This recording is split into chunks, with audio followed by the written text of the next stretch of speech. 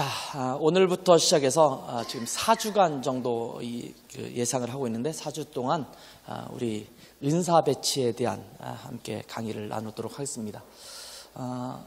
뒤에서 지금 출석을 체크를 하고 있는데 혹시 체크를 안 된 사람은 뒤에 종이를 놔둘 테니까 거기에 이름을 자기 이름이 없으면 써주세요. 왜냐하면 재직들이나 우리직이 부리직이들은 뭐 필수겠거니와 그렇지 않은 분도 수료증을 다 나중에 4번 참석하시면 수료증을 발급하려고 하거든요. 그러니까 혹시 이름이 없으면 이름을 써주시고 또 저 뒤에 그 강의안이 있습니다. 오늘부터 강의안을 또 강의할 때마다 있으니까 뒤에서 강의안을 가져다가 여러분 아마 빈칸이 많이 있어서 여러분이 노트를 하시면서 빈칸을 채우셔야 될 거예요. 그러니까 그렇게 필기구를 준비하셔서 이제 시작하시면 좋겠습니다.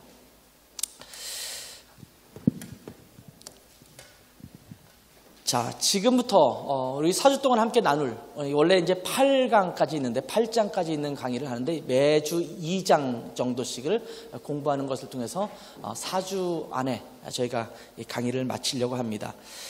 이 강의는 원래 그 네트워크 은사 배치 사역이라고 하는 그 빌 하이벨스 목사님이 미국에서 했던 것들을 한국에서 들여와서 이제 많은 분들에게 소개하고 또 많은 교회가 소개됐던 그런 교재를 중심으로 저희가 하는 겁니다.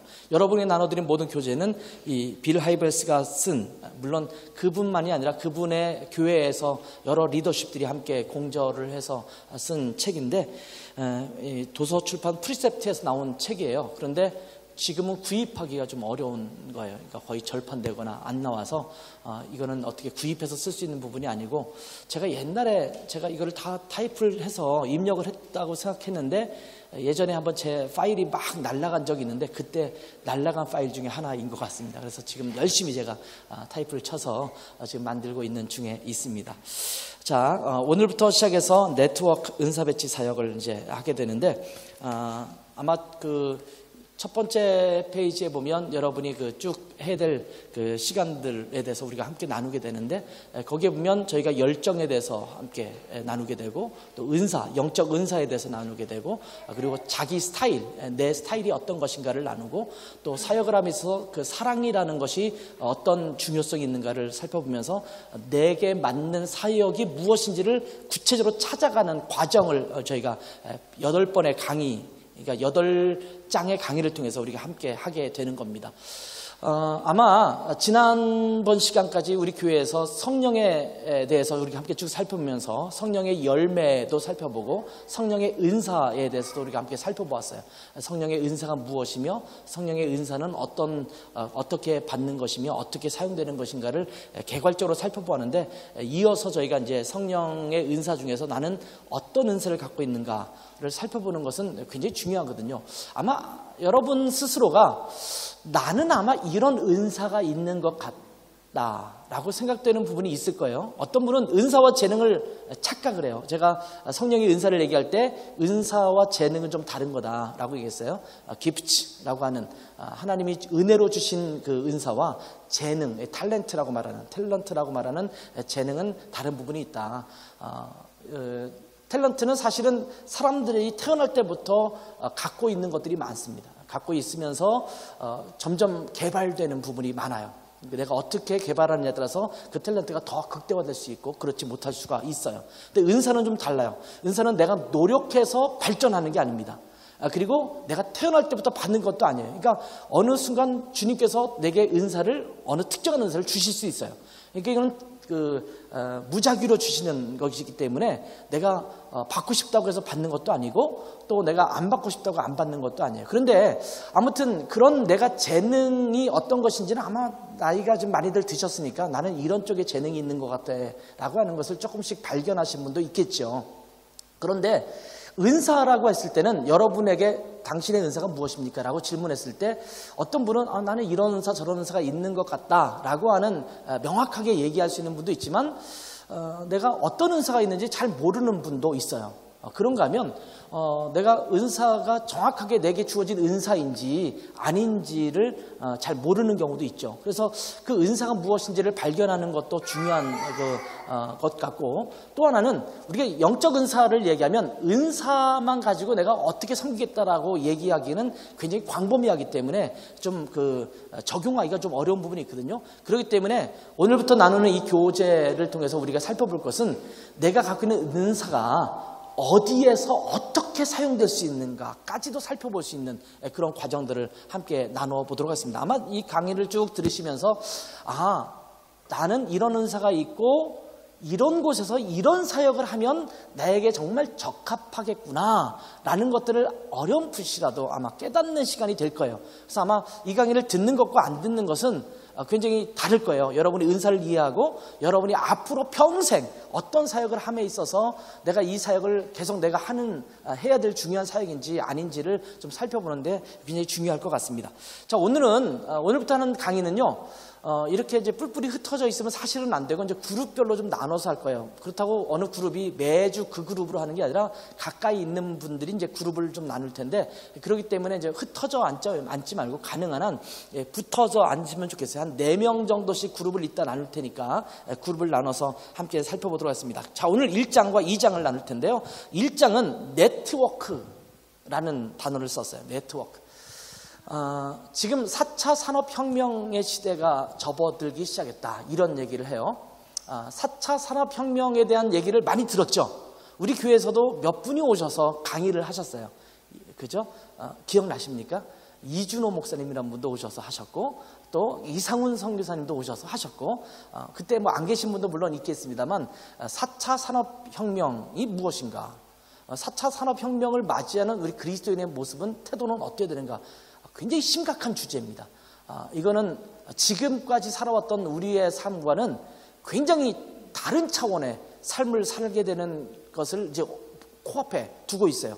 지금 2030년, 2025년, 30년, 2040년 요 안팎에 막 획기적으로 바뀔 거라고 지금 세상을 얘기하고 있거든요. 2025년이면 6년, 올해는 다 지나가니까 5년밖에 안 남았어요. 이제 점차 우리가 지금까지 살고 왔던 시대와는 미래는 굉장히 달라질 거라는 거예요. 직업에서도 그러니까 굉장히 많은 변화가 있을 거라고 생각해요. 이제 그런 시대를 살아가는 데 있어서 4차 산업혁명, 또 AI 시대라고 하는 것을 얘기할 때 그 중요한 특징 중에 하나가 있었습니다. 오늘 네트워크라는 단어와 관련돼서 혹시 기억나는 단어 있으십니까? 4차 산업혁명에 대해서 혹시 들어보신 분들?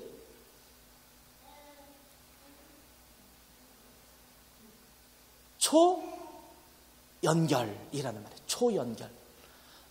이제는 세계가 굉장히 빠르게 연결되는 시대가 됐다.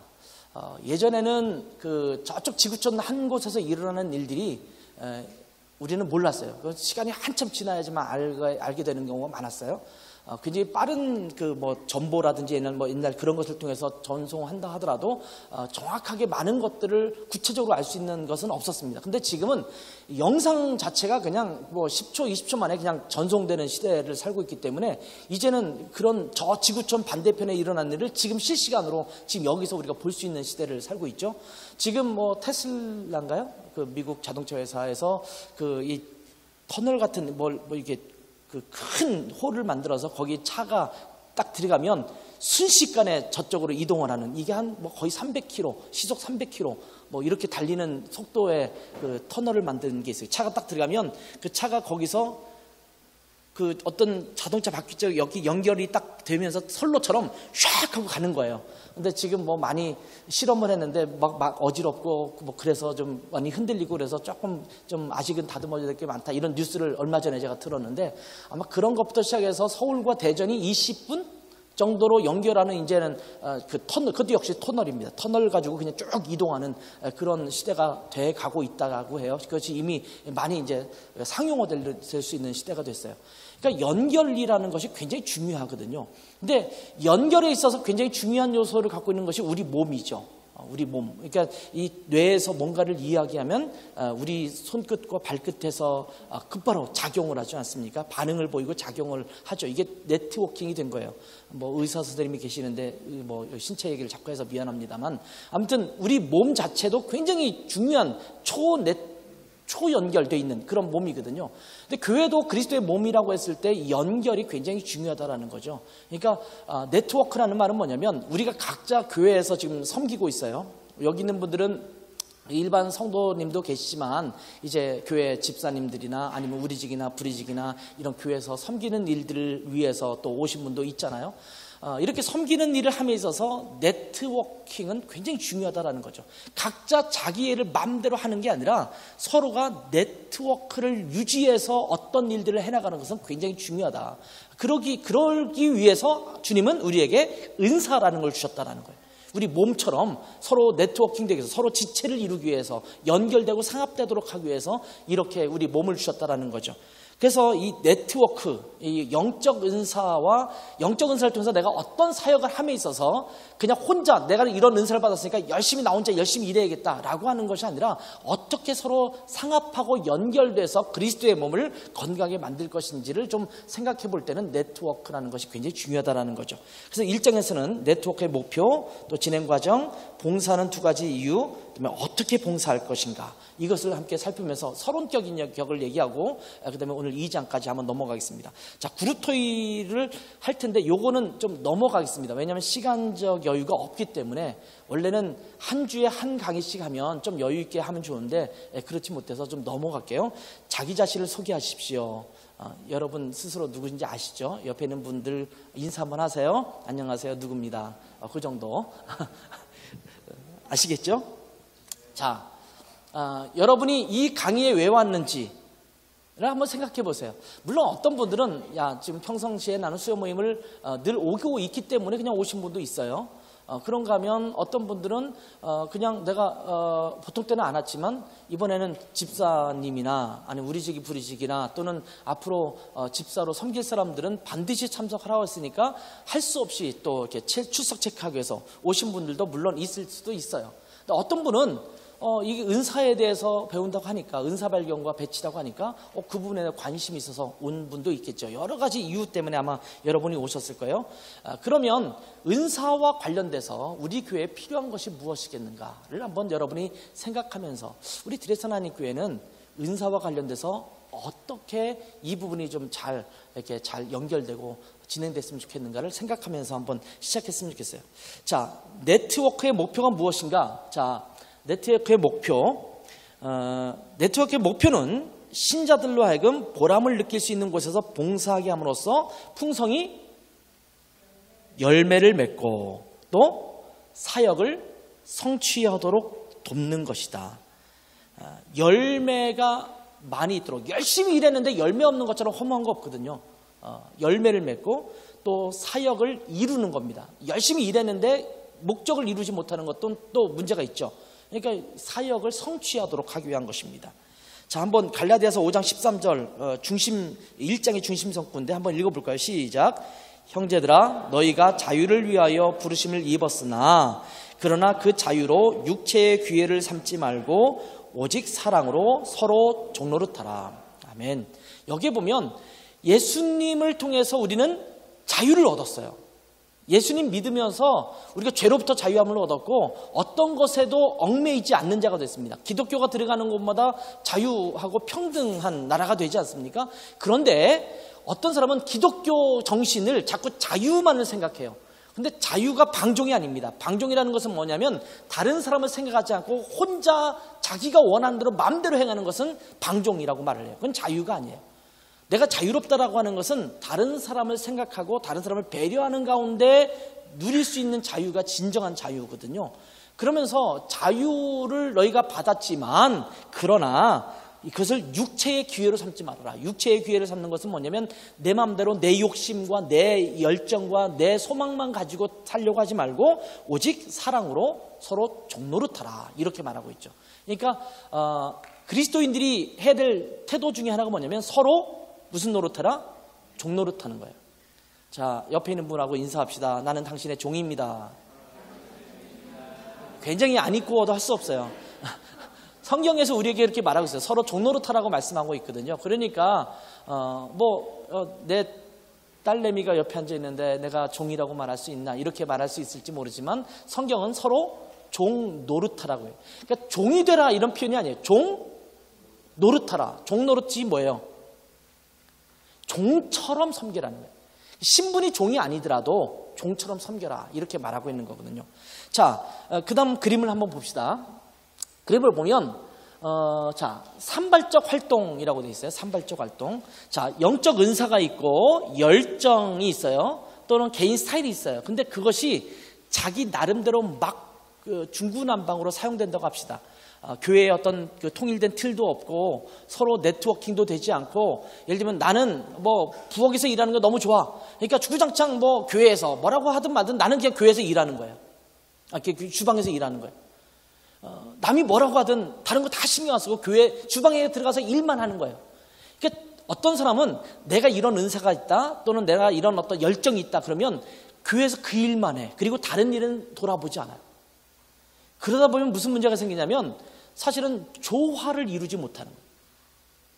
여러분이 좋아하는 일만 하는 것, 또 아무것도 신경 안 쓰고 여러분 혼자 우리 교회에서 나는 이런 은사가 있는 것 같고 이런 데 열정이 있는 것 같으니까 나는 그냥 이 일만 할 거야. 다른 사람 나한테 뭐라고 하지 마. 목사님 저한테 신경 쓰지 마세요. 저는 이 일 할 거예요. 그러니까 나한테 참견하지 마세요. 이렇게 하면서 혼자 일만 하는 게 있는 사람이 있단 말이죠. 그러면 안 된다라는 거예요. 이런 사람들은 어떤 문제가 생기냐면 분주해요. 분주. 그러니까 열심히 뭔가 일을 해요. 근데 진전이 없거나 또 비효율적입니다. 열심히 뭘 하는데 비효율적이에요. 또 쉽게 지치죠. 굉장히 소진적이 됩니다. 그래서 어떤 열심히 일을 하고 하는데 아무도 안 알아주기도 하고 누가 옆에서 잘 도와주지도 않아요. 왜? 혼자 열심히 하는 거니까. 그러니까 그냥 독창적으로 하는 것처럼 하면서 자기 혼자 막 그냥 해나가요. 남들이 뭐라고 하든 말든 나는 내가 이거 좋으니까 내가 하는 거야 라고 하면서 그냥 꿋꿋이 그 일을 해나가는 거예요. 그러니까 산발적이게 되는 거죠. 그 다음 그림 보시겠어요? 그 다음부터. 아니, 그 다음 것부터. 예. 그러면 이런 것들은 어떠냐면 흩어진 퍼즐 조각과 같아요. 이게 퍼즐이 흩어져 있으면 그게 무슨 그림인지도 모르고 그 그림의 아름다움도 보여줄 수 없어요.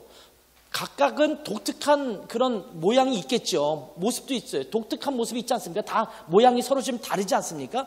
그러니까 각기의 독특성과 자기만의 독특한 아름다움도 있을 수 있어요.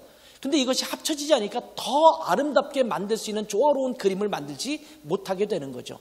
이것이 아까 혼자 산발적으로 자기 일을 자기 마음대로 자기 뜻대로 자기가 원하는 만큼 그냥 하는 사람들의 모습이라고 할 수 있어요. 자, 그 전 바로 그림을 볼까요? 그 전 그림을 보면 이제 우리가 해야 될 것은 뭐냐면 집중적 활동이라는 게, 자, 골이 있어요. 목표가 있죠. 저 안에 관역이 있고 타겟이 있고 그것을 향해서 나아가는데 내가 갖고 있는 열정이 무엇인가를 이해하고 내게 주신 영적 은사가 무엇인지를 이해하고, 그리고 내가 갖고 있는 스타일, 이 세 가지가 이제 중요한 요소 세 가지가 될 거예요. 이 세 가지를 알아보는 시간이 될 텐데, 이것을 가지고 함께 한 목적을 향해서 함께 나아가면 그 교회에 하나님께서 원하시는 그 기능을 성취하게 되는 거거든요. 근데 이것을 위해서 집사들이 모이는 거고, 이것을 위해서 각 부서별로 이렇게 그러니까 부서를 나눠서 서로 역할을 하고 있는 것이고, 이것 때문에 또 우리를 나누기도 하고 우리 안에서도 또 각자 맡은 일들이 있지 않습니까? 그런 것들을 나눠서 하는 거예요. 자기 혼자만 하도록 하지 않는 것이 아니라. 그래서 그 다음 그림 보세요. 그걸 보면 이렇게 열정과 영적 은사와 개인 스타일이 합쳐지면 아름다운 퍼즐이 돼서 아름다움을 보여주는 거죠. 그러니까 각 개인도 참 아름다울 수 있지만 서로가 합쳐지면 더 아름다운 모습을 보여줄 수 있다는 겁니다. 자, 네트워크는 아래와 같은 사항들을 이해시켜 줍니다. 자, 하나님께서 당신이 어떤 사람이 되도록 만들었는가를 더 잘 이해시켜 줍니다. 내가 어떠한 일을 하도록 이 땅에 보내졌는가, 그것을 이해하게 하죠. 두 번째는 보람 있는 분야에서 봉사하는 당신의 독특한 헌신, 각자의 독특한 헌신이 있거든요. 그 헌신이 하나님 나라에 공헌할 것인지를, 어떻게 하나님 나라에 공헌할 것인지를 이해시켜 줍니다. 나에게 이런 은사가 있는데 또 나에게 이런 어떤 그 열정, 이런 부분에 대한 열정이 있는데 이것을 통해서 어떻게 하나님 나라를 이루어갈 수 있도록 하시는가를 이해하도록 하는 데서 이 네트워킹이 굉장히 중요하다는 거예요. 여러분이 은사가 있어요. 열정이 있어요. 여러분이 갖고 있는 재능도 있어요. 여러분이 어떤 비전과 꿈이 있어요. 그러면 그것을 어떻게 그럼 사용할 것인가, 하나님 나라를 위해서. 그것에 대한 구체적인 과정들을 함께 살펴보는 것이 이번 강의가 될 것이라고 말씀드리는 겁니다. 자, 진행 과정은 어떤 거냐면 첫 번째는 발견입니다. 발견. 내게 있는 것을 발견하는 거예요. 여러분이 갖고 있는 열정이 뭔가, 어디에 열정이 있는가. 혹시 여러분 어디에 열정이 있는지 아세요? 좀 이따 살펴볼 거예요.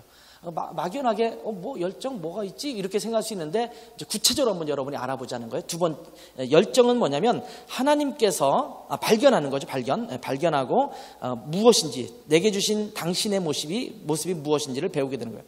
하나님께서 내게 주신 내 모습. 두 번째는 상담입니다. 상담자는 당신에게 가장 적합한 사역, 즉 보람 있는 봉사직을 찾을 수 있도록 도와줄 거예요.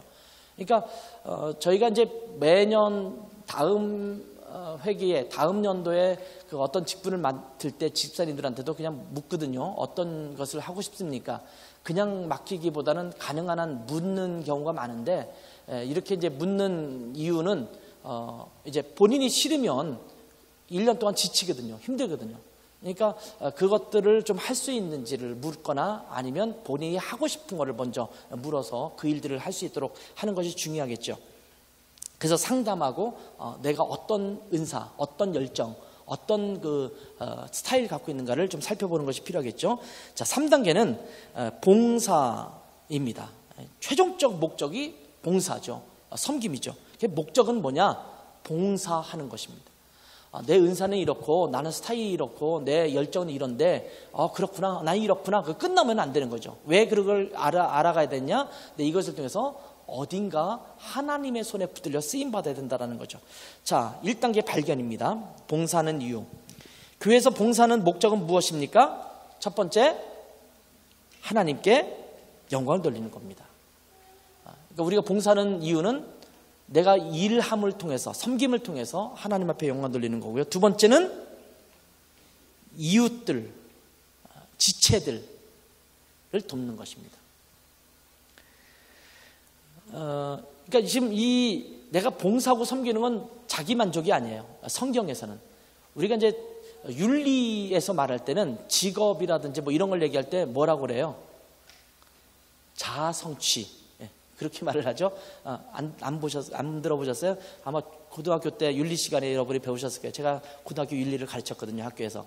그러니까 거기에 나오는 직업이라든지 이런 걸 얘기할 때 자아 성취라고 얘기해요. 나를 발견하고 나를 이루어가는 거예요. 그래서 그걸 통해서 내가 어떤 존재인지 자존감이나 이런 것들을 만족하도록 하기 위해서 직업을 갖는 것이고 내가 일을 하는 거다, 이렇게 말하는 거거든요. 근데 성경에서 우리에게 말하는 것은 자아를 성취, 내가 교회에서 일하면서 내가 드러나고 또 내가 만족하고 내가 좀 마음이 편하고 이러기 위해서 일하라고 주님께서 우리를 부르신 것이 아니라 하나님께 영광을 돌리고 지체들을 돕는 것.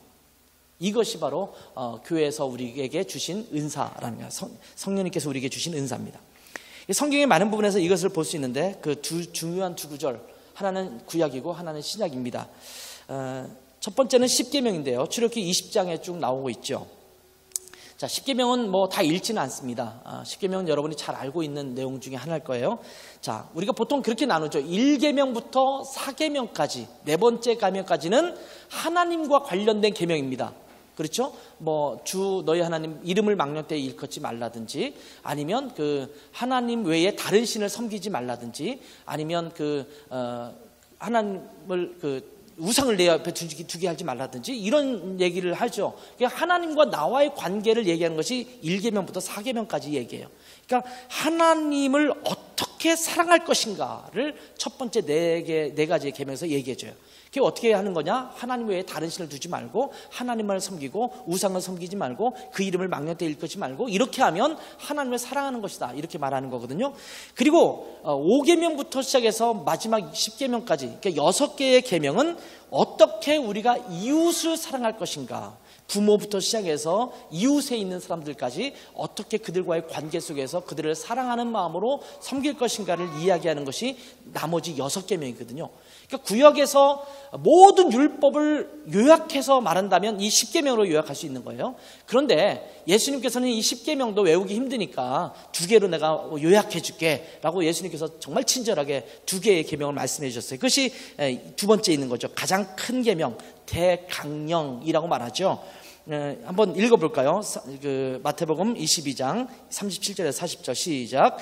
예수께서 이르시되 내 마음을 다하고 목숨을 다하고 뜻을 다하여 주 너의 하나님을 사랑하라 하셨으니 이것이 크고 첫째 되는 계명이요 둘째도 그와 같으니 내 이웃을 내 자신같이 사랑하라 하셨으니 이 2계명이 온 율법과 선지자의 강령이니라. 아멘. 첫째 되는 계명이 뭐냐면 내 마음과 목숨과 뜻과 정성을 다해서 하나님을 사랑하라.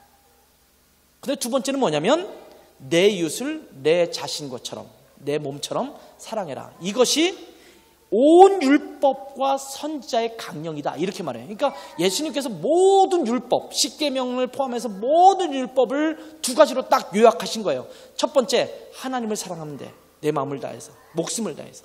2번째, 내 이웃, 너의 옆에 있는 지체들, 이들을 사랑해야 돼. 라고 말씀하신 것이 그 율법이다. 온 율법이 결국 이 2가지로 요약될 수 있다라고 예수님께서 말씀하신 거죠. 그러니까 우리가 봉사하는 이유가 뭐냐? 하나님을 사랑하는 모양으로 우리가 봉사하는 거예요.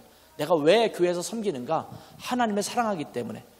하나님을 사랑하면 하나님이 사랑하는 사람들을 보게 되죠. 그 사람을 섬기는 것이 하나님을 사랑하는 거예요. 그것이 이 사람들이죠. 옆에 있는 사람들이. 교회 공동체죠. 이것이 하나님의 사랑을 실천하는 거죠. 2번째, 그 자동적으로 이웃을 사랑하는 것이 우리가 해야 될 일이라는 거죠. 자, 봉사하는 것이 어떻게 하나님께 영광 돌리는 것이 됩니까? 자, 봉사란, 그 다음 페이지 보세요. 봉사란 예배이며. 자, 예배가 영어로 뭐라고 할까요? 원어적으로는 우리가 worship, 이렇게 쓰기도 하지만 어떤 단어를 많이 쓰는지 혹시 아세요? 혹시 미국 미국 교회에 가면 지금 이은영 집사님이 말했는데 미국 교회 가면 주보에 보면 예배 시간을 쓸 때 서비스라는 말 써요. 그러니까 이 서비스 우리에게 뭘 서비스를 해주나? 어떤 사람은 자기가 서비스를 받는 거라고 착각해요. 처음 교회 가는 사람들은 교회에서 우리한테 서비스 해주는 시간이구나. 그래서 우리가 아름다운 음악, 또 좋은 잘 준비된 설교, 또 이런 것을 서비스 받는 것으로 착각해요. 근데 이 서비스는 사실은 서비스 to God, 하나님을 향한 서비스예요. 독일어에서 고테스 딘스트. 자, 하나님을 향한 딘스트예요. 일하는 거예요. 이것이 예배예요. 그러니까 예배는 봉사하고 봉사가 곧 예배라고 하는 거예요. 그래서 이것이 예배는 곧 하나님께 영광 돌리는 것이다. 자, 베드로전서 4장 11절 같이 한번 읽겠습니다. 시작. 만일 누가 말하려면 하나님의 말씀을 하는 것 같이 하고 누가 봉사하려면 하나님이 공급하시는 힘으로 하는 것 같이 하라. 이는 범사에 예수 그리스도로 말미암아 하나님이 영광을 받으시게 하려 함이니 그에게 영광과 권능이 세세에 무궁하도록 있느니라. 아멘. 여기 보면 범사에 예수 그리스도로 말미암아 하나님이 영광을 받으시도록 하기 위해서 이렇게 표현했어요. 범사, 모든 일을 함에 있어서 누가 영광 받아야 된다고요? 하나님이 영광 받아야 돼요. 그러니까 여러분이 부엌에서 설거지를 해요. 또 밥을 해요. 이제 여러분이 우리별로 돌아가면서 밥을 하잖아요. 식사를 한단 말이에요. 그러면 우리 성도들에게 맛있는 밥을 줘야겠다라는 마음도 여러분 가운데 있겠죠. 근데 그것 자체가 누구에게 영광이 돼야 된다? 하나님 앞에 영광이 돼야 돼요. 여러분이 밥을 열심히 해놓고 막 투덜대고 막 속으로 막 짜증내고 막 그러면 하나님 앞에 이미 영광이 안 되죠. 그러니까 하나님 앞에 영광을 돌리는 마음으로 해야 돼요. 그러니까 피아노를 반주하든지 오르게를 반주하든지 아니면 교회에서 앙상블로 연주하든지 성가대를 봉사하든지 그 모든 일에 있어서 오늘 좋은 음악, 좋은 화음을 가지고 내가 연주했다라는 자기만족, 오늘 괜찮았어, 오늘 성가대 연주 괜찮았지 라고 하는 어떤 만족스러움을 추구하는 것이 아니라 그것이 하나님 앞에 영광이 돼야 돼요. 그러니까 내가 저기서 뒤에서 컴퓨터 작업을 하는 것, 파워포인트도 띄우고 이런 일을 하는 것이라든지 아니면 음향이라든지 이 모든 것을 진행하는 것이 누구에게? 하나님 앞에 영광이 되도록 해야 된다. 이것이 바로 예배다라고 말하는 거예요.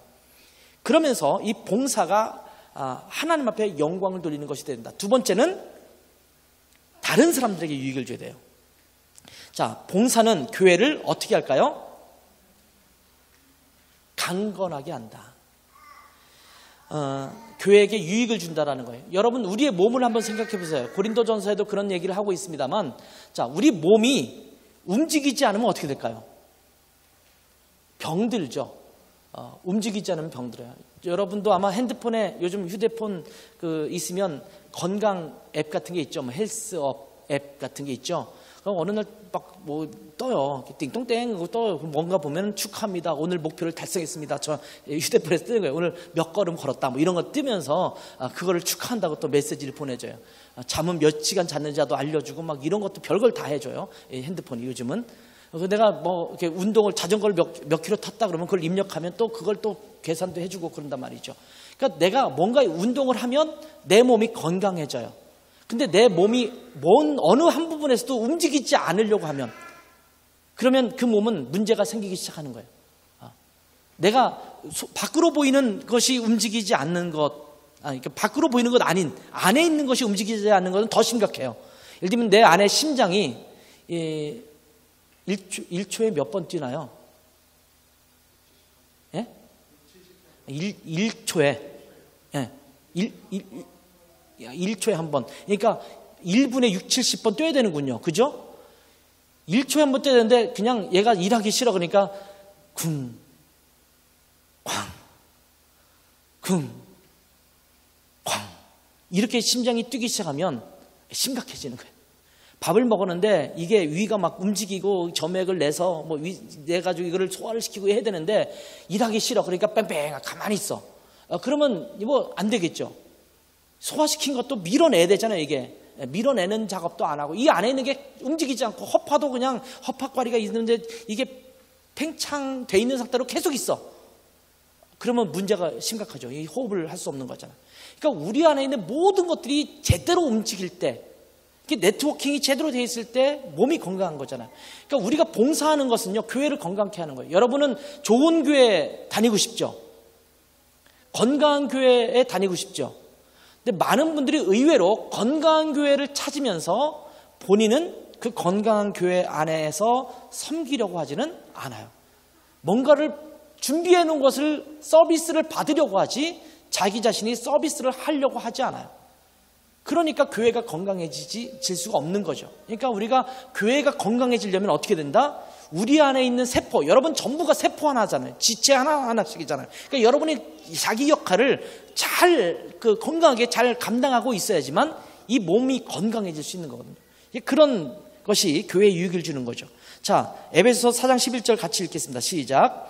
그가 어떤 사람은 사도로, 어떤 사람은 선지자로, 어떤 사람은 복음 전하는 자로, 어떤 사람은 목사와 교사로 삼으셨으니 이는 성도를 온전하게 하여 봉사의 일을 하게 하며 그리스도의 몸을 세우려 하심이라. 아멘. 여기 보면 은사에 대한 사도, 선지자, 복음 전하는 자, 목사와 교사 이런 은사 중에 몇 부분을 얘기했어요. 근데 이런 은사를 주신 이유가 뭐냐? 성도를 온전하게 한다. 근데 여러분, 성도를 온전하게 하는 것으로 끝나지 않습니다. 성도를 온전하게 하여 그 다음에 뭐가 이유가 있어요. 목적이 있어요. 최종 목적이 뭐예요? 그리스도의 몸을 세우려 하려고요. 그러니까 은사를 주신 것은요, 은사를 통해서 서로를 막 이렇게 봉사하고 섬겨서 서로를 세워줘요. 막 온전하게 만들어줘요. 온전하게 만들어서 이 사람이 또 뭘 하게 돼요? 그리스도의 몸을 세우도록 만드는 역할을 할 수 있도록 도와주는 것. 이것이 우리가 은사를 사용하는 이유라는 것을 말씀해주고 있는 겁니다. 그래서 내가 봉사를 하는 것이 제대로 하는 것인가, 이것이 뭐냐면 어떻게 할 수 있냐면 여기 시금석이란 말 썼잖아요. 여기 그 다음 페이지를 보면 하나님께 영광을 돌리고 서로에게 유익을 주고 있는가가 내가 봉사를 제대로 하고 있는가에 대한 시금석이에요. 내가 봉사를 했는데 누군가 자꾸 상처를 받아요. 봉사를 했는데 누군가가 왜 저 사람은 저렇게 일하는 거야? 라고 하는 굉장히 많은 사람들이 그렇게 얘기를 하기 시작한다. 자기는 나는 열심히 내가 열정을 가지고 내가 갖고 있는 어떤 은사를 가지고 내가 열심히 했는데 왜 사람들이 나한테 그러는 거지? 이건 생각해 보셔야 돼요, 여러분이. 여러분이 제대로 하고 있는가는 이 교회 공동체에서 사람들에게 공동체에게 유익이 되고 있는가, 덕이 되고 있는가, 그것이 하나님 앞에 영광이 되고 있는가를 따져야 돼요. 어떤 사람은 자기가 갖고 있는 영적 은사나 열정만 생각해. 나는 이거 하고 싶어요. 이런 열정이 있어요. 그러니까 이걸 그냥 무조건 하게 해주세요. 근데 그거는 교회 공동체 전체를 보면서 어떤 거는 조금 이렇게 눌러서 이건 조금 지금은 아니니까 조금 이렇게 가라앉혀 주세요. 할 게 있고 어떤 거는 당신은 빨리빨리 더 해서 이렇게 해야 됩니다. 라고 할 게 있거든요. 그러니까 이거는 내가 갖고 있는 은사와 재능이 그냥 나의 열정과 나의 은사와 이런 것만 가지고 해서는 안 되고 이것이 하나님 앞에 영광이 되고 서로에게 이것이 유익이 되느냐. 이것이 중요하다라는 거예요. 자, 봉사하는 방법. 자, 봉사자 프로필이라는 걸 이제 만들 거예요. 봉사자 프로필이라는 것은 어려운 건 아닙니다. 뭐냐면, 나중에 이제 제가 종이 한 장을 나눠줄 거고, 거기에 아까 이게 꼴이 있었죠? 이게 관역이 있었고, 거기 화살표 있었죠? 그것처럼 거기에 내 열정, 내 그 영적 은사는 무엇이고, 그리고 내가 어떤 스타일을 갖고 있는가를 이제 쭉 마지막에 하면 다 써서 집어넣을 거예요. 그런 거를 할 때, 그건 이제 프로필이라고 그래요. 그를 봉사자 프로필이라고 하는데, 거기에 넣는 이 세 가지를 이제 말씀하는 거예요. 첫 번째, 열정입니다. 열정은 무엇을 우리에게 알려주냐면, 열정은 당신이 어느 곳에서 봉사하기에 적합한지를 말해줍니다. 내가 어느 곳에서 일할 것인가. 무엇이 아니라 지금 이건 어느 곳에서요. 내가 청소년들에 대한 열정이 있다. 그러면 그 사람은 청소년부에 가서 일해야 되죠. 똑같은, 예를 들면 내가 가르치는 은사가 있는데요. 은사는 별개예요. 가르치는 은사가 있어요. 근데 어른들에게 가르치는 건 별로 관심이 없어요. 근데 청소년들만 보면 막 가슴이 뛰어. 그런 사람은 어느 곳에서 일해야 되냐? 청소년부에 가서 일해야죠. 이제 이런 식, 예를 든 거예요, 하나가. 똑같은 음악적 재능이 있고 또 그런 것이 있다 하더라도 어느 곳이라는 것은 열정이에요, 열정. 예를 들면 지휘 전공하는 게 있죠. 지휘 전공. 지휘 전공하는 사람이 두 사람이 앉아 있네요. 지휘도요. 오케스트라를 지휘할 것인가 합창을 지휘할 것인가 자기 열정이 있어요. 어떤 사람은 오케스트라에 큰 관심 없고 합창 쪽에 더 관심 있는 사람이 있어요. 어떤 사람은 합창보다는 오케스트라에 관심 있는 사람이 있을 수 있어요. 그런데 지휘를 하는데도 어떤 분은 꼭 노인들을 모아서 하고 싶어하는 사람이 있어요. 노인들 모아서. 어떤 분은 장애인들만 모아서, 장애인들을 보면 저들의 음악적인 것들을 잘 키워서 어떻게든 그들이 음악 활동을 할 수 있도록 돕기를 원하는 마음을 갖고 있는 사람도 있어요. 열정이 거기에 있어요. 그럼 내가 똑같은 것을 갖고 있어도 어디에서 일할 수 있느냐? 장애인 오케스트라를 만들어서 할 수 있겠죠. 이를테면 우리가 갖고 있는 은사뿐만 아니라 내가 어느 곳에 열정을 갖고 있는가를 이제 살펴볼 거예요. 두 번째는, 그 다음에 열정에는 옳고 그름이 없다. 예를 들면 어떤 사람 청소년 열정을 갖고 있어요. 너 왜 청소년한테 열정 가져? 지금 걔네들한테 왜 관심을 가져? 이럴 수 없어요. 근데 어떤 사람은 노인들한테 관심, 노인들은 이제 죽을 사람이고 미래도 없어. 그런 사람들 관심 쏟지 말고 젊은이한테 관심을 쏟아야지. 이렇게 말해서는 안 된다라는 거예요. 그 사람의 열정이에요. 두 번째, 영적 은사입니다. 영적 은사는 내가 봉사할 때 무엇을 할 것인지를 결정합니다. 내가 가르치는 일을 할 건지, 상담을 할 것인지, 뭐 그들을 위해서 기도할 것인지, 하여튼 이런 것에 대한 무엇을 할 것인가를 결정해 주는 것이 바로 은사예요. 은사도 역시 옳고 그름이 없습니다. 너 방언 못해? 그러면 너는 문제가 있어. 아니요. 너 가르치는 은사가 없어? 가르치는 은사가 훨씬 더 좋은 건데 그것도 아니에요. 그러니까 그것은 옳고 그름이 없다라는 거예요. 마지막으로는 이제 마지막 부분에 살펴볼 것은 개인 스타일이에요. 취향이라고 말할 수 있는데, 개인 스타일은 봉사를 어떻게 할지를 결정해 줍니다. 어떤 사람은요, 사람과 만나는 걸 좋아하고 이런 사람이 있는가 하면 어떤 사람은 사람을 만나는 걸 별로 좋아하지 않는 사람도 있어요. 근데 똑같은 가르치는 은사인데, 가르치는 은사가 있는데 사람을 만나기 싫어하면 너 가르치는 은사가 있는데 사람 만나는 걸 싫어? 라고 말할 수 있잖아요. 아니요. 그 사람은 한 개인을 만나서 1:1 양육하면서 하는 일을 잘할 수도 있어요. 그러니까 이거는 내가 어떤 스타일로 사역할 것인가를 결정하는 거예요. 그러니까 가르치는 은사가 있으니까 무조건 그 사람을 그냥 교학교에 집어넣거나 또 청소년부에 집어넣거나 이래서는 안 돼요. 왜? 그 사람은 대인 많은 사람을 만나는 걸 별로 싫어하는 사람일 경우는 그렇게 하면 안 되고 그 사람은 개별적으로 누군가를 가르치고 양육하는 일을 돕도록 해야 돼요. 어떤 사람은 그런 부분에 있어서 음악적인 어떤 재능이 있거나 그런데 자기는 나서서 하는 걸 싫어해요. 스타일이. 그러면 이 사람은 그런 것들을 뒤에서 서포트하고 행정적인 일을 처리하고 이런 일을 할 수 있는 사람도 있겠죠. 예를 들면 이제 그런 식의 어떤 자기의 스타일을 결정해요. 자, 이것도 마지막 부분에 우리가 함께 살펴볼 거예요. 그래서 개인 스타일도 역시 옳고 그름이 없습니다. 당신 무조건 앞에 나와서 사람들 앞에서 해야 돼. 아니요. 그걸 싫어하는 사람들은 하지 말아야 돼요. 예를 들면 제 아내는 사모죠. 사모들 중에서는 어떤 분은 나와서 막 이 앞에 나와서 가르치고 막 어떤 분은 목사님 없을 때 설교도 하시고 이러는 사모님도 있을 수 있어요. 그런 것을 잘할 수 있는 스타일이신 분은 그렇게 하시는 거예요. 그러니까 사모가 왜 나서? 이거는 아니에요. 그런 분은 그런 스타일이기 때문에 하시는 거예요. 근데 어떤 분은 나와서 뭘 하는 걸 싫어해요. 제 아내 같은 경우는 이 앞에서 나와서 뭘 하는 건 별로 안 좋아해요. 그러니까 그런 건 안 시키는 거예요. 앞에 나서 뭘 가르치고 이렇게 사람들 많은 데서 가르치고 이런 거는 혼자 가르치고 몇 명 가르치고 이런 거는 하지만 앞에 나와서 막 10명 있는 데서 가르치고 이런 거는 죽었다 깨어나도 안 하려고 하거든요. 이게 스타일이에요. 이거는 옳고 그름의 문제가 아니라는 거예요. 그러니까 그 스타일에 따라서 자기가 하는 거죠.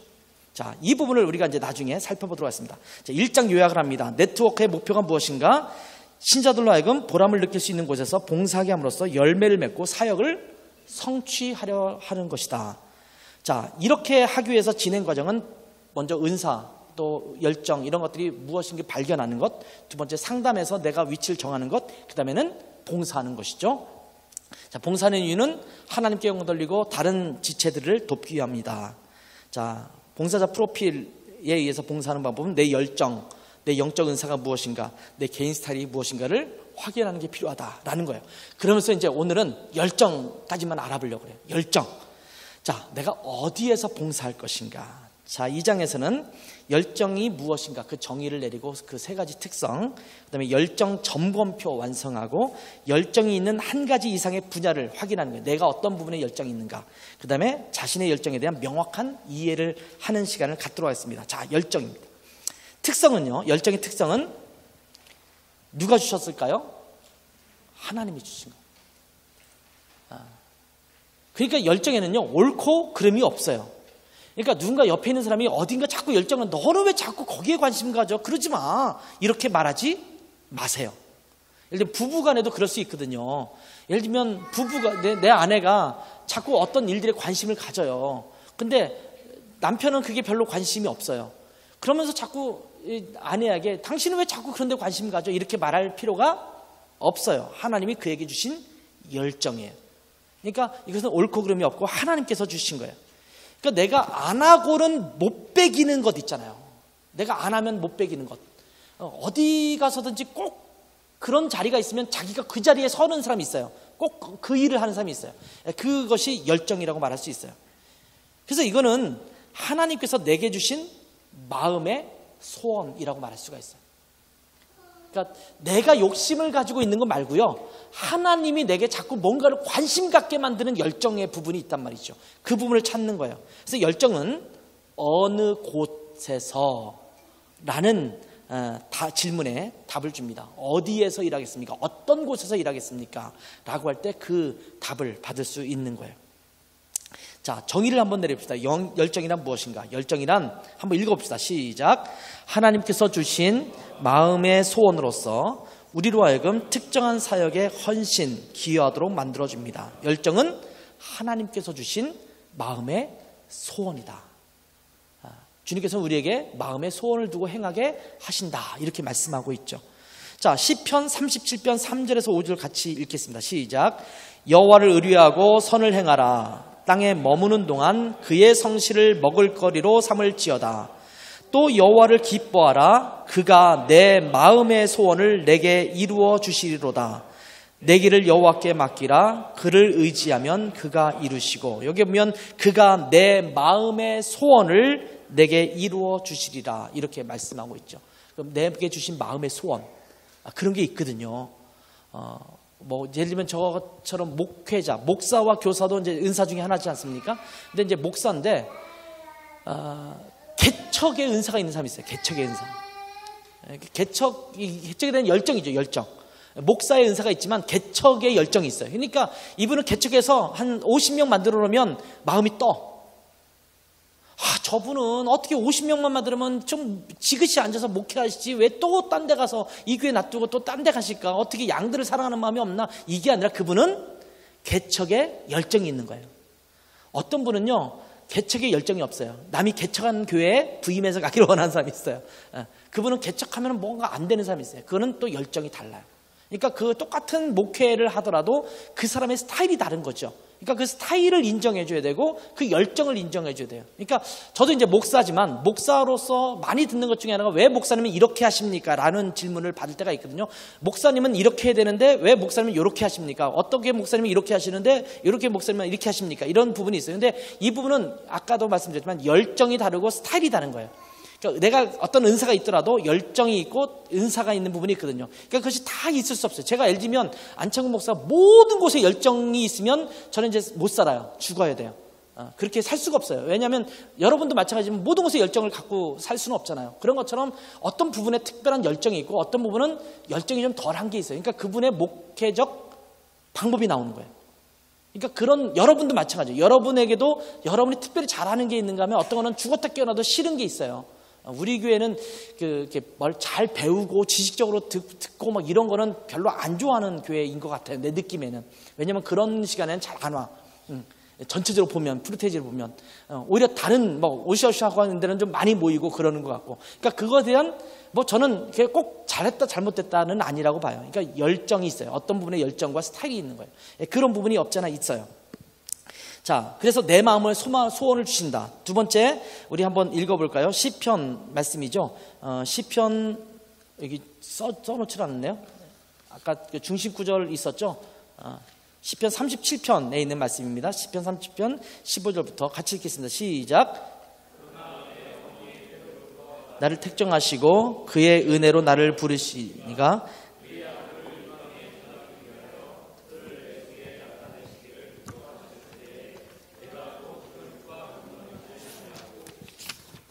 잠깐만요. 이게 갈라디아서 1장 15절에서 16절이네요. 갈라디아서 1장 15절에서 16절 말씀입니다.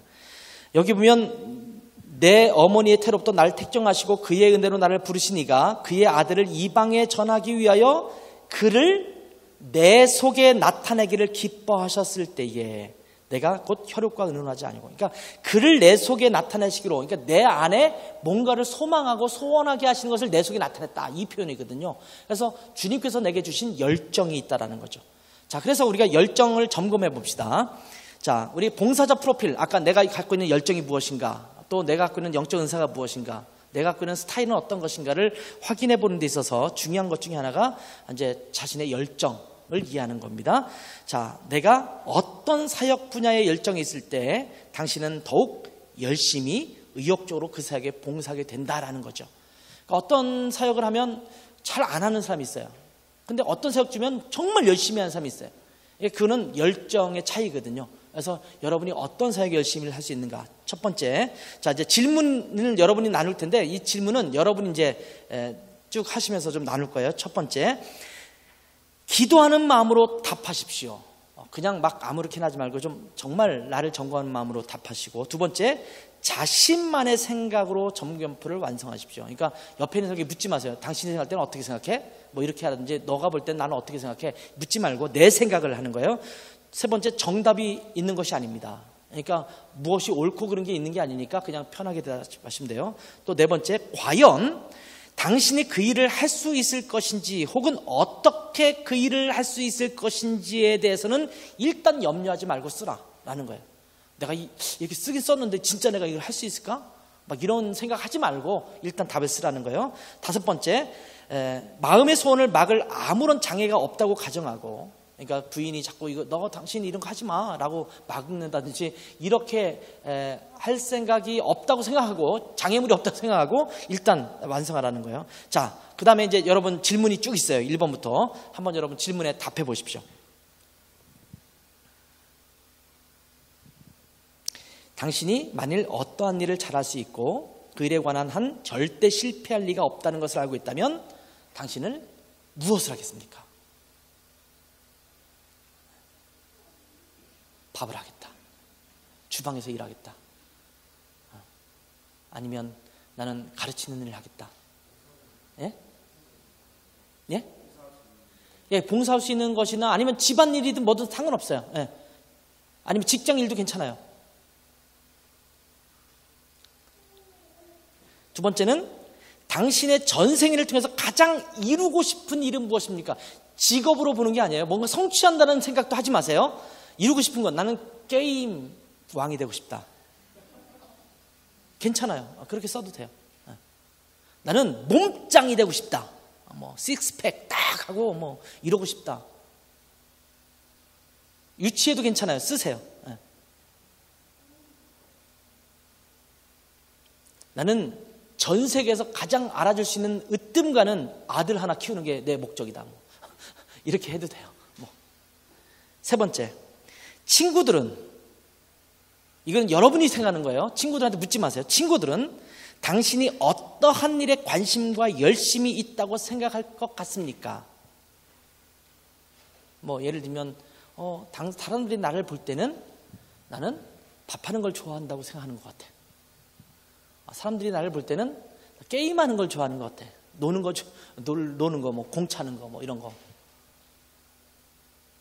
아니면 누가 볼 때는 내가 뭔가 열심히 책을 읽고 막 그럴 때 그런 걸, 책 읽는 걸 좋아하는 것 같아. 아니면 나는 뭐 이런 거 있잖아요. 여러분이 하는 거.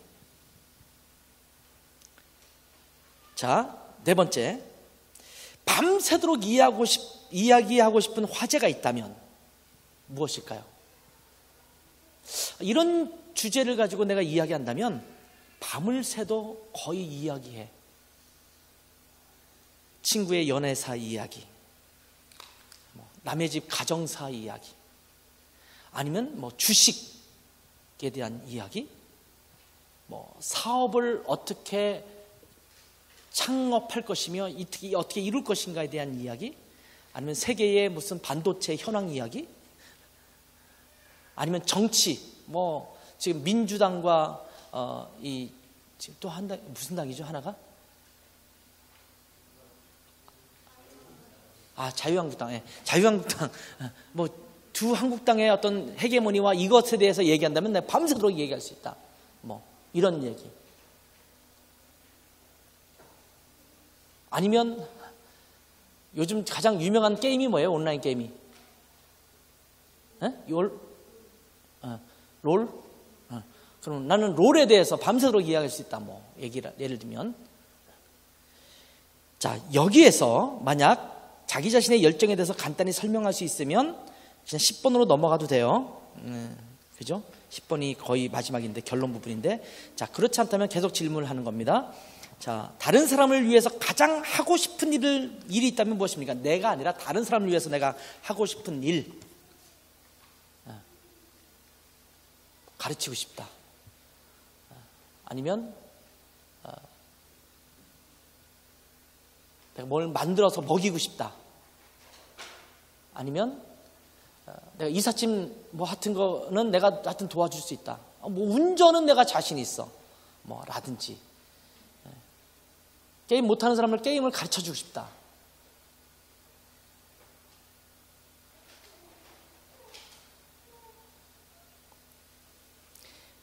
조금 더 구체적으로 갑시다. 여섯 번째, 가장 도와주고 싶은 사람들은, 이건 예를 든 거니까 그 예가 아닌 뒤에 기타에 더 쓰시면 돼요.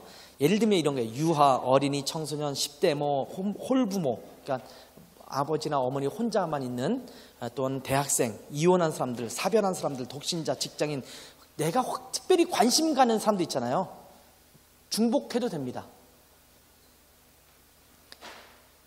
사람들을 대상으로 봤을 때 이런 부류의 사람들을 내가 관심 갖는다. 늘 뭐 예를 들면 노숙자나 이런 사람이 있으면 자꾸 관심이 간다든지 뭐 이런 경우 있죠.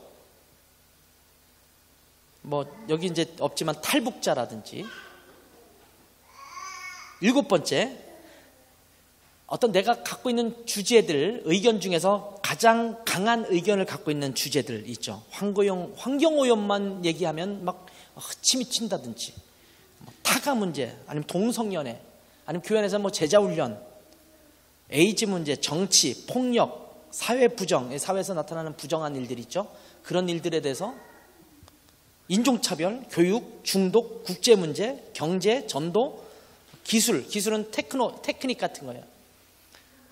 의료 혜택, 빈곤, 가정 낙태, 기아, 문맹 퇴치, 교회, 선교 또는 기타 뭐 여러분이 나는 이런 주제에 대해서 많은 의견, 내가 강하게 이런 의견을 갖고 있다라는 부분이 있을 수 있죠. 자, 그 다음 과정을 또 살펴보면서 한번 어떤 내가 비슷하게 흐르고 있는 주제가 무엇인지를 한번 알아보시는 걸 질문합니다.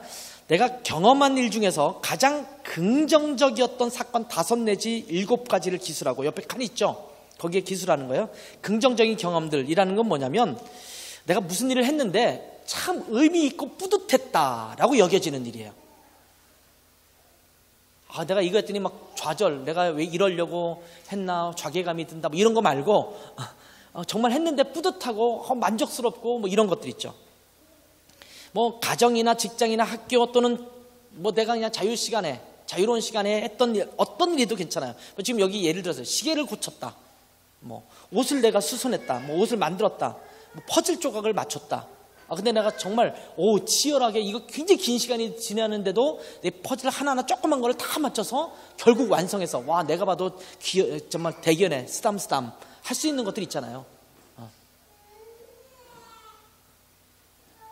어떤 분야에서 상을 받은 것이 있다든지, 뭐 친구가 이사 가는 걸 도와줬다든지, 내가 집을 좀 지어봤다든지, 아니면 선거에 당선되도록 이거는 뭐 꼭 정치인 선거가 아니라도 반장 선거라든지 이런 것에서도 그럴 수 있겠죠. 아니면 어려운 사람을 도와줬던 일. 자, 중요한 것은 그 일을 내가 즐겼고 그 다음에 그 일을 하고 나서 성취감을 느낀 일들이에요. 나 설거지 했는데 그렇게 느낄 수 있어요. 방 청소도 괜찮아요. 이거 사소하고 그 중요한 일이 따로 없어요. 여러분이 했는데 만족스러운 일이에요. 그 교회에서 하는 일이어도 괜찮아요. 직장에서도 괜찮고, 내가 어떤 프로젝트를 해가지고 팀원들을 모아서 쫙 일을 진행했는데 내가 봐도 참 대견하게 그 일을 잘 치러냈어 라고 하는 부분이 있다면 그런 부분들이에요. 자, 그런 것들을 7가지 정도를 쓰고 그 옆에 이게 왜 나한테 뿌듯함이 됐고 왜 나에게 의미가 있었다고 생각할까를 써보는 거예요.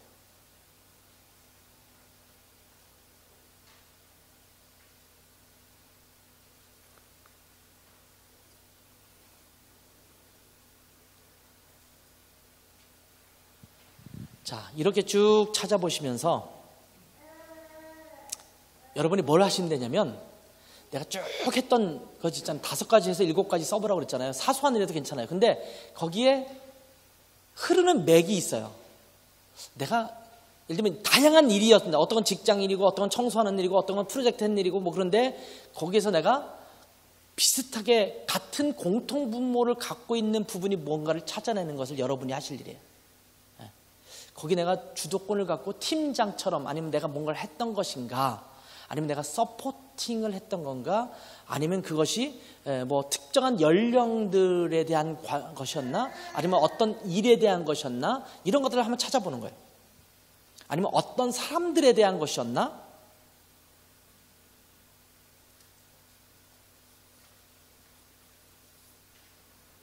그리고 이제 요약을 해보면, 내가 가장 잘 기여할 수 있는 분야를 여러분이 한번 생각해 보세요. 행정적인 일, 아니면 새로운 아이디어를 무조건 내는 일. 뿌듯한 일 중에 그런 일도 있을 수 있거든요. 나는 아이디어만 냈어요. 그냥 아이디어만. 근데 하여튼 결과적으로 내가 낸 아이디어가 잘 누군가 다른 사람이 해가지고 결국 좋은 결과를 냈어요. 와, 내가 아이디어 안 냈으면 그런 일이 있지도 않았을 텐데. 이런 것도 있잖아요. 내가 가장 잘 기여할 수 있는 것.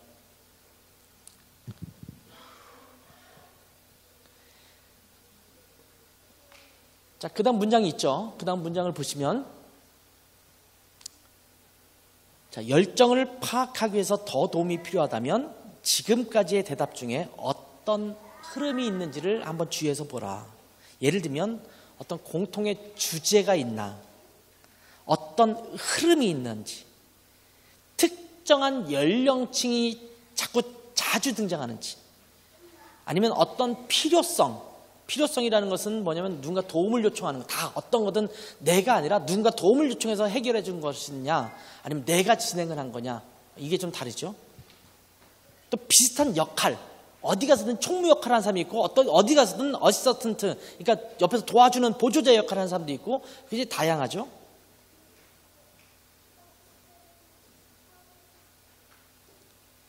그러면 이런 5가지, 7가지 중에서 내가 우선순위를 정한다면, 내가 이 중에서 가장 그래도 이 중에서 순위를 굳이 매긴다면 이게 가장 뿌듯하고 좋았다 라고 하는 걸 매긴다면 어떤 것이 있을까를 또 한번 매겨보는 거예요.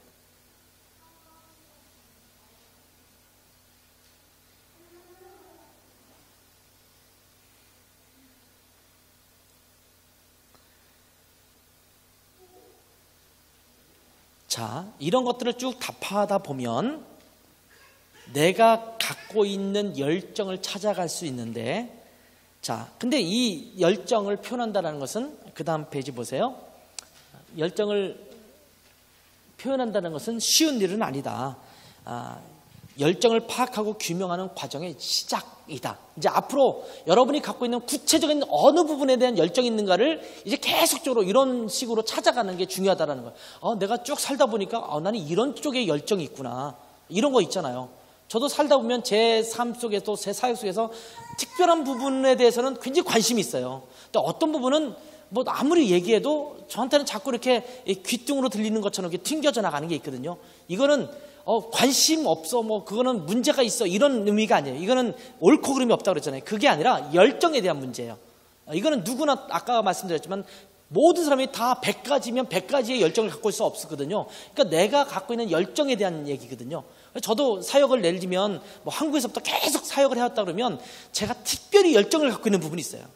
그 부분은 안 시켜도 하는데, 어떤 부분은 시키면 하긴 하는데 저걸 원하네, 그러니까 해야 되는데 별로 잘 안 하거나 해도 별로 효과가 안 나는 것들이 있거든요. 그래서 제가 옛날에도 그런 말 한 적이 있어요. 예를 들어 어떤 부분에서 뭐 성도님들이 이 부분 해주세요, 저런 부분 해주는데, 이런 때 제 은사가 있고 제 열정이 있거든요. 근데 어떤 거는 제가 100의 힘을 넣는데 10밖에 안 나와요. 사람들도 계속 부족하게 느껴요. 또 어떤 거는 제가 10이라는 힘을 넣는데도 100이라는 게 자꾸 나와요. 그러니까 그거는 무조건 잘했다고 사람들이 무조건 이건 잘하시네요, 뭐 너무 훌륭해요, 이렇게 말하는 게 있단 말이에요. 그러니까 이거는 그 사람의 열정이거든요.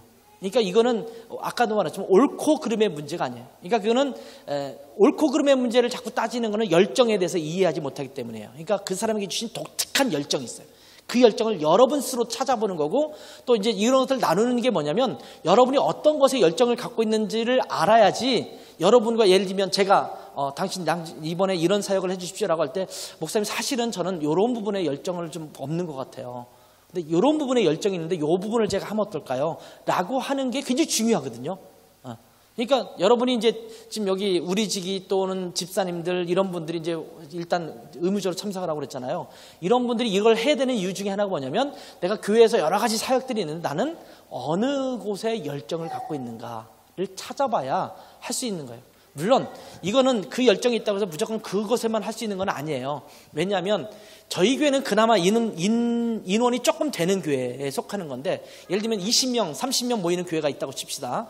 20, 30명 모이는 교회에서 나는 이분이 열정 없으니까 못하겠습니다 라고 말하기는 어렵죠. 예를 들면 목사가 열정이 없다고 어떤 일을 그냥 안 할 수 없는 것처럼, 그럼에도 불구하고 해야 되잖아요. 하는 게 필요하잖아요. 그런 것처럼 우리가 또 해야 될 부분은 열정이 있든 없든 해야 되는 부분이 없잖아요. 있어요. 그런데 가능한 한 우리가 네트워킹을 잘해서 그리스도의 몸을 건강케 만들려면 그 적재적소에 자기의 일을 하는 게 중요하다라는 거죠. 그러니까 저는 우리 교회 예를 들면 집사님들이 올해는 당신이 총부부 했으니까 내년에는 선교회 해보시고 후년에는 이제 예배부 해보시고 이거 별로 좋지 않다고 봐요.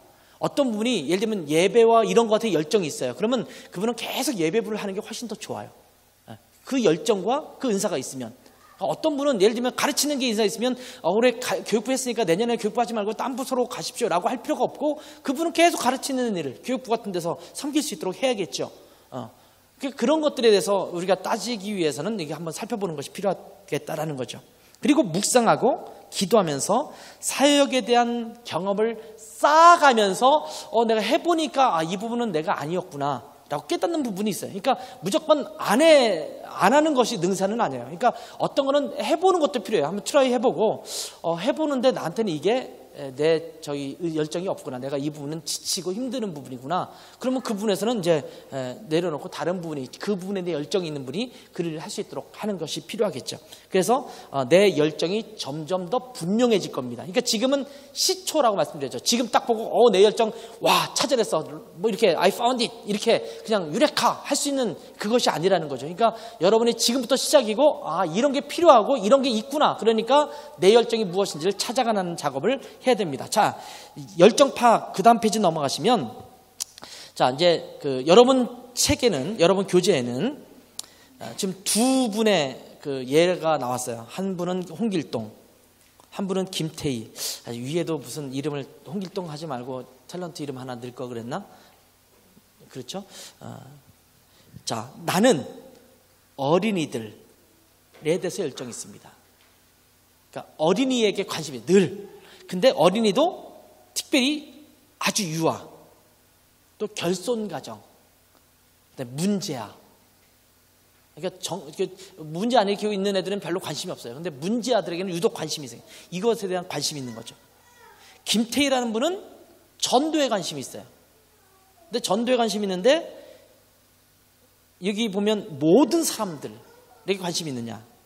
아니면 가족이나 친구들, 이웃 사람들, 직장 동료들 또는 학교 친구들, 아니면 어린이들 이런 식으로 나눌 수 있죠. 그렇죠? 그러니까 여러분은 나는 어디에 관심이 있는가? 그러니까 뭐 포괄적으로 연령층, 아까는 연령층이고 두 번째 예는 하나의 어떤 일이에요. 그죠? 그런 것처럼 여러분이 연령층을 나눠도 되고 아니면 거기에 무슨 일이어도 좋고요. 어떤 거든 나는 어디에 관심이 있는가? 한번 찾아보시는 거예요.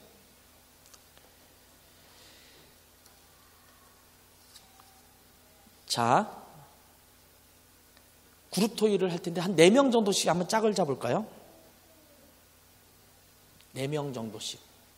4명 또는 5명. 한번 짝을 잡으세요. 이렇게 옮겨서.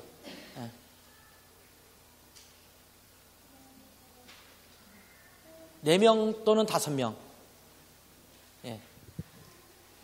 그래서 여러분이 내 열정을 한번 설명해 보세요. 나는 들어보니까 이런 데 열정이 있는 것 있어요 라고 말해도 되고 있는 것 같아요 라고 말해도 되고 이런 것 같은데 아직은 확실치는 않아요 이렇게 말해도 괜찮아요. 상관없어요.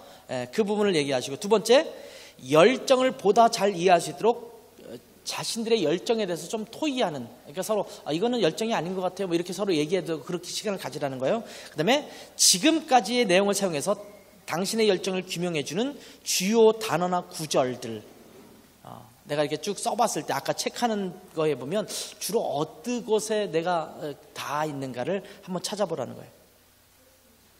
한번 나눠보세요. 잠깐 시간 많이 안 주겠습니다. 한 5분 정도 나눕시다.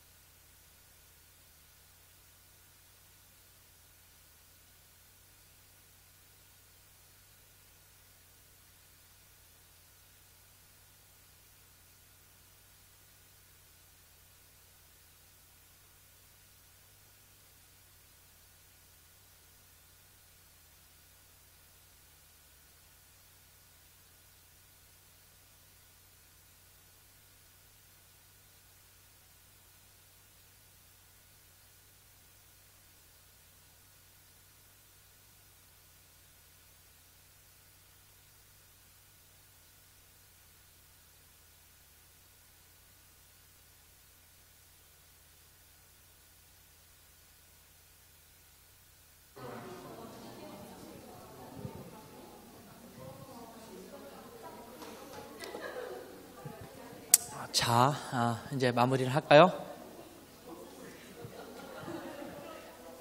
예, 3분, 예, 3분 더 달랍니다.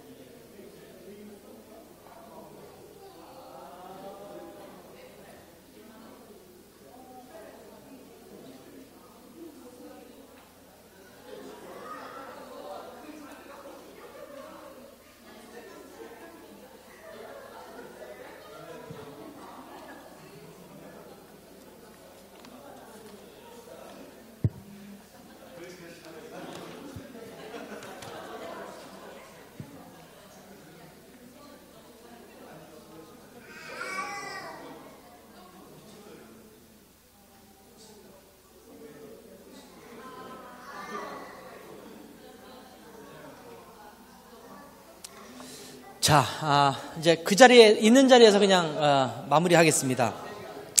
자, 여러분이 지금 토의를 하면 좀 더 자기 생각을 좀 더 구체화시킬 수 있고 또 이렇게 정리가 되는 부분이 있어서 토의를 하는 거거든요. 자, 이걸 한번 전부 이렇게 주의 깊게 한번 살펴보시면 좋겠고요. 또 내 열정이 가장 어디에서 잘 나타나고 있는가에 대한 생각들이 표시를 해서 나중에 제가 이제 아까 관역이 있는 그 화살표 있는 그림 있잖아요. 그 그림에다 이제 쓰게 하는 종이를 드릴 거예요.